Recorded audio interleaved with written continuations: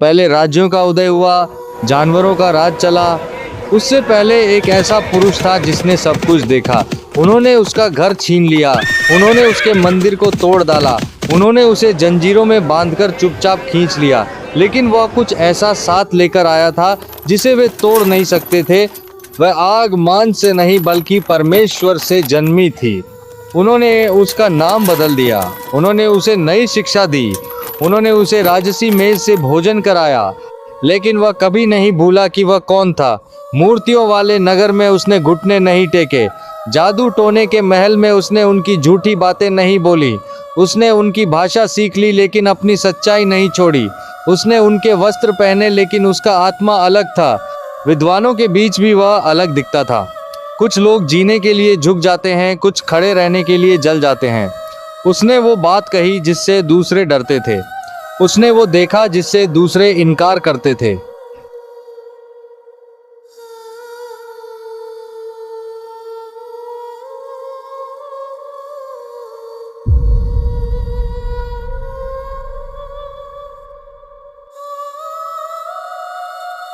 यहूदिया के राजा यहोयाकीम के राज्यकाल के तीसरे वर्ष में बाबुल के राजा नबूकदनेस्सर यरूशलेम पर चढ़ाई करके उसे घेर लिया। प्रभु ने यहूदिया के राजा यहोयाकीम को उसके हाथ में कर दिया और परमेश्वर के भवन के कुछ पात्र भी उसने उन्हें शिनार देश में अपने देवता के भवन में ले जाकर रख दिया। राजा ने अश्पनज नामक अपने यूनुक्स के प्रधान को आज्ञा दी कि वह इस्राएल की संतानों में से राजवंश के और कुलीनों में से कुछ युवकों को लाए जिनमें कोई दोष न हो, सुंदर रूप वाले, सब प्रकार की बुद्धि में निपुण, ज्ञान और समझ वाले, विज्ञान में कुशल और जो राजा के महल में सेवा करने योग्य हों, और उन्हें कसदियों की विद्या और भाषा सिखाए। राजा ने उनके लिए नित्य अपना भोजन और दाखमदिरा नियत किया और 3 वर्ष तक उन्हें पालने की आज्ञा दी ताकि उसके बाद वे राजा के सामने सेवा करें। इनमें यहूदा की संतानों में से दानियेल, हनन्याह, मीशाएल और अजर्याह थे। यूनुक्स के प्रधान ने उन्हें नए नाम दिए। दानियेल का नाम बेलतशस्सर रखा, हनन्याह का शद्रक, मीशाएल का मेशक और अजर्याह का अबेदनेगो। लेकिन दानियेल ने मन में ठान लिया कि वह राजा के भोजन और दाखमदिरा से अपने आप को अशुद्ध नहीं करेगा। इसलिए उसने यूनुक्स के प्रधान से विनती की कि वह खुद को अशुद्ध न होने दे। परमेश्वर ने दानियेल को यूनुक्स के प्रधान की दृष्टि में कृपा और दया दिलाई। यूनुक्स का प्रधान दानियेल से बोला, मैं अपने स्वामी राजा से डरता हूँ, जिन्होंने तुम्हारा भोजन और पेय नियत किया है। ऐसा न हो कि तुम्हारे चेहरे उन युवकों से बदतर दिखें जो तुम्हारी उम्र के हैं, तब तुम मेरे सिर को राजा के सामने खतरे में डाल दोगे। तब दानियेल ने उस अधिकारी से कहा, कृपा करके 10 दिन तक हमारे सेवकों की परीक्षा लो, हमें सिर्फ सब्जियां खाने और पानी पीने को दो। फिर हमारे चेहरों को तुम्हारे सामने और उन युवकों के चेहरों के सामने देखना जो राजा का भोजन खाते हैं, और जैसा तुम देखोगे वैसा हमारे साथ करना। उसने इस बात में उनकी सुन ली और 10 दिन तक उनकी परीक्षा ली। 10 दिन के बाद उनके चेहरे उन सभी युवकों से अधिक सुंदर और मोटे दिखाई दिए जो राजा के भोजन खाते थे। तब वह अधिकारी उनका राजसी भोजन और दाखमदिरा उठा ले गया और उन्हें सब्जियां देने लगा। इन चारों युवकों को परमेश्वर ने सब प्रकार की विद्या, ज्ञान और बुद्धि में निपुणता दी। दानियेल को दर्शन और स्वप्नों का ज्ञान था। जब राजा ने नियत समय के बाद उन्हें उसके सामने लाने को कहा तो यूनुक्स का प्रधान उन्हें नबूकदनेस्सर के सामने ले आया। राजा ने उनसे बात की और उन सब में दानियेल, हनन्याह, मीशाएल और अजर्याह के समान कोई नहीं निकला। इसलिए वे राजा के सामने सेवा करने लगे। हर विषय में बुद्धि और समझ के मामले में राजा ने उन्हें अपने राज्य के सभी जादूगरों और मंत्रियों से 10 गुना बेहतर पाया। दानियेल कुरुस राजा के पहले वर्ष तक बना रहा। नबूकदनेस्सर के राज्यकाल के दूसरे वर्ष में नबूकदनेस्सर को स्वप्न आए और उसका मन व्याकुल हो गया, नींद उसके ऊपर से जाती रही। तब राजा ने जादूगरों, मंत्रियों, टोनहों और कसदियों को बुलाया कि वे राजा को स्वप्न और उसका अर्थ बताएं। राजा ने उनसे कहा, मैंने एक स्वप्न देखा है और मेरा मन व्याकुल है। कसदियों ने कहा, हे राजा, सदा जीवित रहो, स्वप्न बताइए, हम अर्थ बताएंगे। राजा बोला, बात मेरे मन से निकल गई है। यदि तुम स्वप्न और अर्थ नहीं बताते तो तुम टुकड़े टुकड़े कर दिए जाओगे और तुम्हारे घर धूल का ढेर बना दिए जाएंगे। लेकिन यदि तुम बताते हो तो बड़े इनाम और सम्मान मिलेंगे। कसदियों ने कहा कि पृथ्वी पर कोई मनुष्य यह नहीं बता सकता, केवल देवता ही बता सकते हैं जिनका निवास मांस के साथ नहीं है। इस पर राजा क्रोधित हो गया और आज्ञा दी कि बाबुल के सभी बुद्धिमान नष्ट कर दिए जाएं। दानियेल और उसके साथियों को भी ढूंढा गया। दानियेल ने अर्योक से, राजा के सेनापति से बुद्धि से बात की और राजा से समय मांगा। फिर वो अपने साथियों के साथ प्रार्थना करने लगा। रात में दानियेल को स्वप्न का भेद प्रकाशित किया गया। उसने परमेश्वर की स्तुति की और कहा, परमेश्वर का नाम सदा धन्य हो, क्योंकि बुद्धि और सामर्थ्य उसी के हैं। वह राजाओं को उठाता और गिराता है, वह गुप्त बातें प्रकट करता है। दानियेल राजा के पास ले जाया गया। राजा ने पूछा, क्या तू मुझे स्वप्न और उसका अर्थ बता सकता है? दानियेल ने उत्तर दिया, जो राजा ने मांगा है वह मनुष्यों द्वारा नहीं बताया जा सकता, लेकिन स्वर्ग में एक परमेश्वर है जो गुप्त बातें प्रकट करता है। उसी ने राजा को बताया है कि अंत के दिनों में क्या होगा। हे राजा, आपने एक बड़ी मूर्ति देखी। उसका सिर शुद्ध सोने का, छाती और भुजाएं चांदी की, पेट और जांघें पीतल की, टांगे लोहे की और पैर कुछ लोहे के कुछ मिट्टी के थे। आपने देखा कि बिना हाथों के काटा गया एक पत्थर मूर्ति के लोहे मिट्टी वाले पैरों पर गिरा और उसे तोड़ डाला। फिर सारा सोना, चांदी, पीतल, लोहा और मिट्टी चूर चूर हो गया और हवा उड़ा ले गई। पत्थर बड़ा पहाड़ बन गया और सारी पृथ्वी को भर लिया। यह स्वप्न है और अब इसका अर्थ सुनिए। हे राजा, आप स्वयं सोने का सिर हैं। आपके बाद एक दूसरा राज्य आएगा जो आपसे कम होगा। फिर तीसरा राज्य पीतल का जो सारी पृथ्वी पर प्रभुत्व करेगा। चौथा राज्य लोहे के समान मजबूत होगा। लेकिन आपने जो पैर लोहे और मिट्टी के देखे, वह विभाजित राज्य होगा। वह मनुष्यों की संतान के साथ मिलने की कोशिश करेंगे, लेकिन एक दूसरे से नहीं चिपकेंगे। उन राजाओं के दिनों में स्वर्ग का परमेश्वर एक ऐसा राज्य स्थापित करेगा जो कभी नष्ट नहीं होगा। वह पत्थर जो बिना हाथों के काटा गया, वही राज्य है जो सारे राज्यों को तोड़ देगा और सदा बना रहेगा। तब राजा नबूकदनेस्सर दानियेल के सामने गिर पड़ा और उसकी पूजा करने लगा। उसने आज्ञा दी कि दानियेल को भेंट चढ़ाई जाए। राजा बोला, सचमुच तुम्हारा परमेश्वर देवताओं का देवता और राजाओं का प्रभु है, जो गुप्त बातें प्रकट करता है। राजा ने दानियेल को बड़ा सम्मान दिया, उसे बाबुल के पूरे प्रदेश का शासक बनाया और सभी बुद्धिमानों का प्रधान नियुक्त किया। दानियेल की विनती पर शद्रक, मेशक और अबेदनेगो को भी बाबुल प्रदेश के कामों पर नियुक्त किया गया। नबूकदनेस्सर ने सोने की एक मूर्ति बनवाई जिसकी ऊंचाई 60 हाथ और चौड़ाई 6 हाथ थी।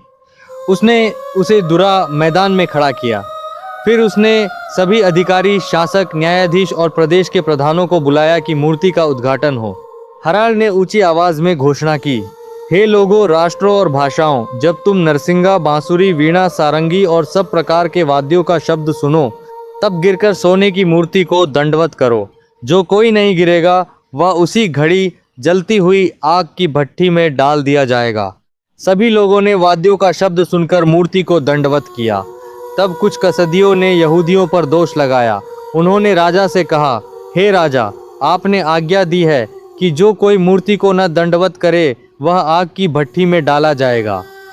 शद्रक, मेशक और अबेदनेगो ने आपकी आज्ञा नहीं मानी। वे आपके देवताओं की सेवा नहीं करते और मूर्ति को नहीं पूजते। नबूकदनेस्सर क्रोध से भर गया और उन तीनों को बुलाया। उसने कहा, क्या सच है कि तुम मेरे देवता की पूजा नहीं करते और सोने की मूर्ति को नहीं दंडवत करते? अब यदि तुम तैयार हो तो जब वाद्य बजें गिरकर पूजा करो, यदि नहीं तो तुम उसी घड़ी आग की भट्ठी में डाले जाओगे। कौन है वह देवता जो तुम्हें मेरे हाथ से बचा सकेगा? शद्रक, मेशक और अबेदनेगो ने उत्तर दिया, हे राजा नबूकदनेस्सर, इस विषय में हम आपको जवाब देने की आवश्यकता नहीं। हमारा परमेश्वर जिसकी हम सेवा करते हैं वह हमें जलती भट्ठी से बचा सकता है और वह हमें आपके हाथ से भी छुड़ा लेगा। लेकिन यदि वह न भी बचाए तब भी जान लीजिए कि हम आपके देवताओं की सेवा नहीं करेंगे और सोने की मूर्ति को नहीं पूजेंगे। नबूकदनेस्सर क्रोध से भर गया। उसने आज्ञा दी कि भट्ठी 7 गुना अधिक गर्म की जाए। फिर तीनों को बांधकर आग की भट्ठी में डाला गया। आग इतनी प्रचंड थी कि जिन लोगों ने उन्हें डाला वे खुद जल गए। शद्रक, मेशक और अबेदनेगो आग की भट्ठी के बीच में बंधे गिर पड़े। तब राजा चकित होकर उठा और अपने मंत्रियों से बोला, क्या हमने 3 बंधे हुए पुरुषों को आग में नहीं डाला था? उन्होंने कहा, सच है हे राजा। राजा बोला, देखो, मैं 4 पुरुषों को आग में बिना बंधे घूमते हुए देख रहा हूँ और चौथे का रूप देवताओं के पुत्र के समान है।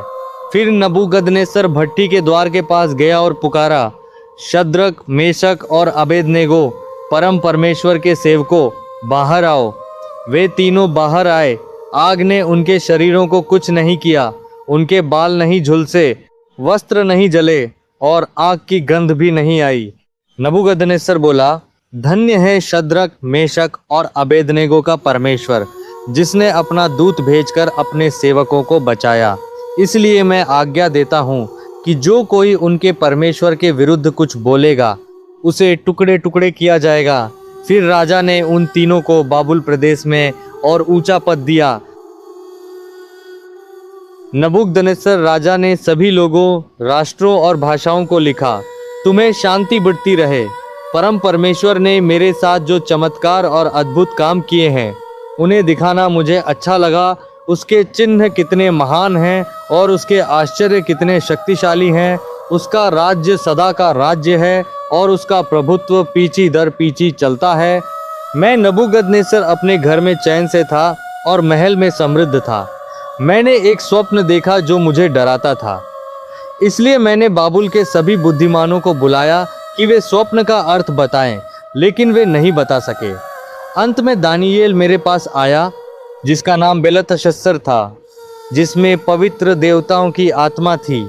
मैंने उससे कहा, बेलतशस्सर, जादूगरों का प्रधान, मुझे पता है कि पवित्र देवताओं की आत्मा तुझ में है और कोई गुप्त बात तुझे कठिन नहीं है।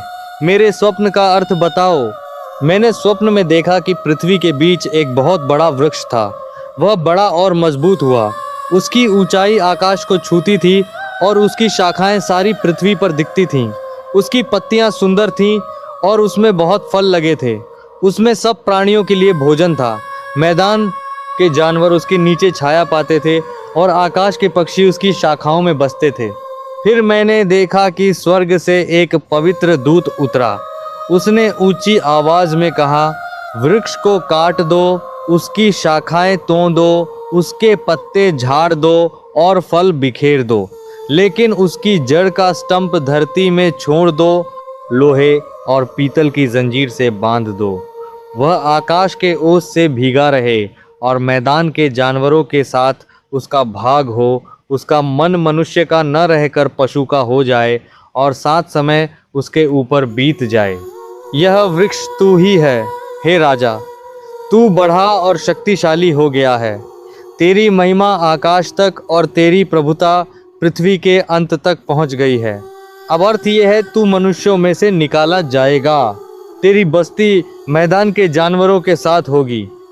तू बैलों की तरह घास खाएगा और आकाश के ओस से भीगा रहेगा, जब तक तू जान न ले कि परम परमेश्वर मनुष्यों के राज्य पर प्रभुता करता है और जिसे चाहता है उसे देता है। इसलिए हे राजा, मेरी सलाह मान।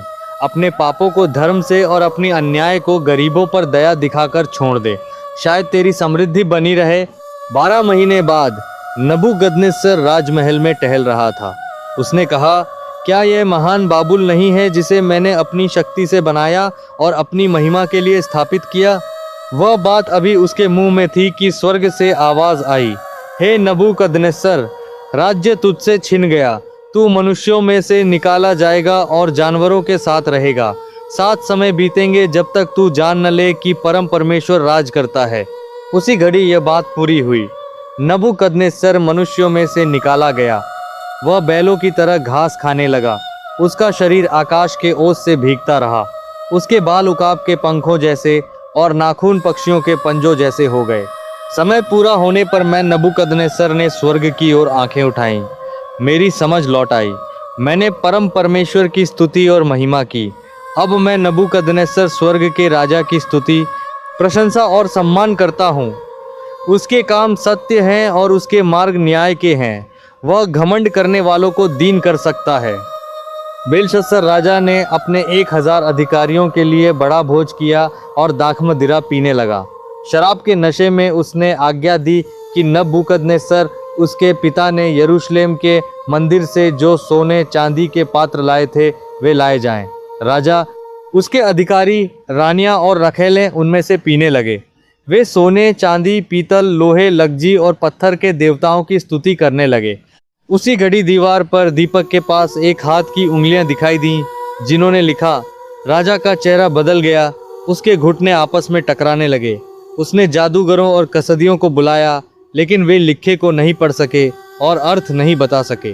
रानी ने राजा को सलाह दी कि दानियेल को बुलाया जाए। दानियेल को लाया गया। राजा ने कहा, यदि तू ये लिखा पढ़कर अर्थ बता सकेगा तो तुझे बैंगनी वस्त्र, सोने की माला और राज्य का तीसरा अधिकारी बनाया जाएगा। दानियेल ने कहा, आपके इनाम खुद रख लीजिए, फिर भी मैं लिखा पढ़कर अर्थ बताता हूँ। हे राजा, परम परमेश्वर ने आपके पिता नबूकदनेस्सर को राज्य, महिमा और सम्मान दिया था, लेकिन जब उसका मन घमंड से भर गया तो उसे गिरा दिया गया। आप उसके पुत्र हैं, फिर भी आपने अपना मन नहीं झुकाया। आपने परमेश्वर के भवन के पात्रों में शराब पी और मूर्तियों की स्तुति की। इसलिए यह लिखा गया है, मने तकेल परेस। अर्थ यह है, परमेश्वर ने आपके राज्य को गिना और उसे समाप्त कर दिया। आप तराजू में तौले गए और कम पाए गए। आपका राज्य विभाजित किया गया और मेदी और फारसियों को दे दिया गया। उसी रात बेलशस्सर कसदी राजा मार डाला गया। दारियुस मेदी ने राज्य प्राप्त किया। वह लगभग 62 वर्ष का था। दारियुस ने प्रसन्न होकर राज्य पर 120 सत्ताधारियों को नियुक्त किया और उन पर 3 प्रधान नियुक्त किए, जिनमें दानियेल एक था। दानियेल अन्य प्रधानों और सत्ताधारियों से श्रेष्ठ निकला, क्योंकि उसमें उत्कृष्ट आत्मा थी। राजा ने सोचा कि उसे पूरे राज्य का प्रधान बनाए। तब अन्य प्रधानों और सत्ताधारियों ने दानियेल के विरुद्ध कोई दोष ढूंढने की कोशिश की, लेकिन वे नहीं पा सके, क्योंकि वह विश्वास योग्य था। उन्होंने कहा, हम दानियेल को उसके परमेश्वर की व्यवस्था के विरुद्ध ही फंसा सकते हैं। वे राजा दारियुस के पास गए और कहने लगे, हे राजा, सदा जीवित रहो। हमने सलाह की है कि 30 दिनों तक जो कोई किसी देवता या मनुष्य से प्रार्थना करेगा सिवाय आपके, उसे सिंहों की खाई में डाला जाएगा। अब हे राजा, इस आज्ञा को स्थिर कीजिए और लिख दीजिए, ताकि मेदी और फारस का कानून बदला न जाए। दारियुस ने लिख दिया। दानियेल को जब ये पता चला तो वह अपने घर गया। उसकी खिड़कियां यरूशलेम की ओर खुली थीं। वह दिन में 3 बार घुटनों के बल झुककर प्रार्थना करता और परमेश्वर का धन्यवाद देता था, जैसा वह पहले करता था। वे लोग दानियेल को प्रार्थना करते पकड़कर राजा के पास ले गए। राजा बहुत दुखी हुआ और दानियेल को बचाने का प्रयास करता रहा, लेकिन वे लोग बोले कि कानून नहीं बदला जा सकता। अंत में राजा ने आज्ञा दी और दानियेल को सिंहों की खाई में डाल दिया गया। राजा ने दानियेल से कहा, तेरा परमेश्वर जिसकी तू निरंतर सेवा करता है वही तुझे बचा लेगा। पत्थर खाई के मुंह पर रखा गया और राजा ने अपनी मुहर लगा दी। राजा रात भर उपवास करता रहा और नींद नहीं आई। सुबह होते ही राजा खाई के पास दौड़ा गया और चिल्लाया, दानियेल, जीवित परमेश्वर के सेवक, क्या तेरा परमेश्वर तुझे सिंहों से बचा सका? दानियेल ने कहा, हे राजा, सदा जीवित रहो। मेरे परमेश्वर ने अपना दूत भेजा और सिंहों के मुंह बंद कर दिए। उन्होंने मुझे कुछ नहीं किया, क्योंकि मेरे सामने निर्दोषता पाई गई और आपके सामने भी मैंने कोई अपराध नहीं किया। राजा अत्यंत प्रसन्न हुआ। दानियेल को खाई से निकाला गया। उसके शरीर पर कोई चोट नहीं थी, क्योंकि उसने परमेश्वर पर भरोसा रखा था। जिन लोगों ने दानियेल पर दोष लगाया था, उन्हें उनके बच्चों और पत्नियों समेत सिंहों की खाई में डाल दिया गया। सिंहों ने उन्हें कुचल डाला। तब दारियुस राजा ने सभी लोगों, राष्ट्रों और भाषाओं को लिखा, मैं आज्ञा देता हूँ कि मेरे पूरे राज्य में लोग दानियेल के परमेश्वर से डरें और उसका सम्मान करें, क्योंकि वही जीवित परमेश्वर है, सदा स्थिर रहने वाला। उसका राज्य कभी नष्ट नहीं होगा। वह बचाता है, छुड़ाता है और चिन्ह और चमत्कार करता है। उसी ने दानियेल को सिंहों के मुंह से बचाया। इस प्रकार दानियेल दारियुस और कुरुस फारसी के राज्यकाल में सफल रहा।